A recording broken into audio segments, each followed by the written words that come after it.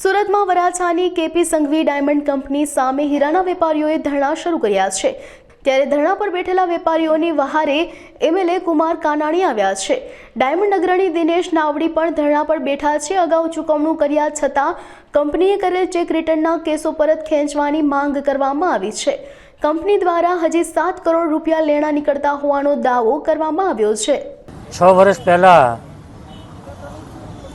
આ કંપની સાથે જે લોકો વેપાર ધંધો કર્યો હતો એ દલાલો હસ્તક કર્યો હતો, પછી એમને નુકસાની કરી। તો નુકસાની કર્યા પછી ડાયમંડ એસોસિએશનમાં એની મિટિંગ થઈ હતી, પંચ બોલાવવામાં આવ્યું હતું અને પંચની રૂબરૂમાં એની તમામ મિલકતો લઈ અને એનું ચૂકવણું કરવામાં આવ્યું હતું। ત્યારે 50% ચૂકવણું થયું હતું। હીરા ઉદ્યોગની અંદર હજારો લોકોએ નુકસાની કરી છે અને એ બધાના જ રસ્તાઓ આવા જ હોય છે કે એની પાસે જે કંઈ હોય એ આપી દે, એનું ચૂકવણું થઈ જાય। 25%, 30%, 50%, 75% જે કંઈ ચૂકવણું થતું હોય એ આપી દે અને વાત ત્યાં પૂરી થતી હોય છે। પરંતુ આ કેસની અંદર 12 લોકોએ જે વેપાર ધંધો કર્યો હતો એણે ચૂકવણું આપ્યા પછી પણ એની પાસે જે ચેક પડ્યા હતા એ ચેક ભરીને એની ઉપર પોલીસ કેસ કરવામાં આવ્યો છે।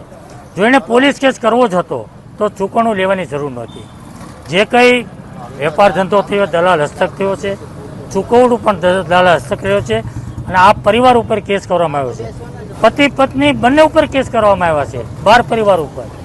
તો એ બંને જો જેલમાં જાય તો અત્યારે ખાવાના ફાફા પડે છે, છોકરાઓની ફી ભરવા માટેની પૈસા નથી એ લોકો પાસે। તો બંને જો જેલમાં જાય તો છોકરાઓ રોડ પર આવી જાય, રજળી પડે। માનવતાની દ્રષ્ટિએ પણ જોઈએ, હીરા ધંધાની ચૂકવણીના જે કંઈ વાત છે એની તો છોડી દો, પણ માનવતાની દ્રષ્ટિએ પણ જોઈએ તો આ કેસમાં એને બાંધછોડ કરવી જોઈએ અને આ કેસ પરત ખેંચવા જોઈએ।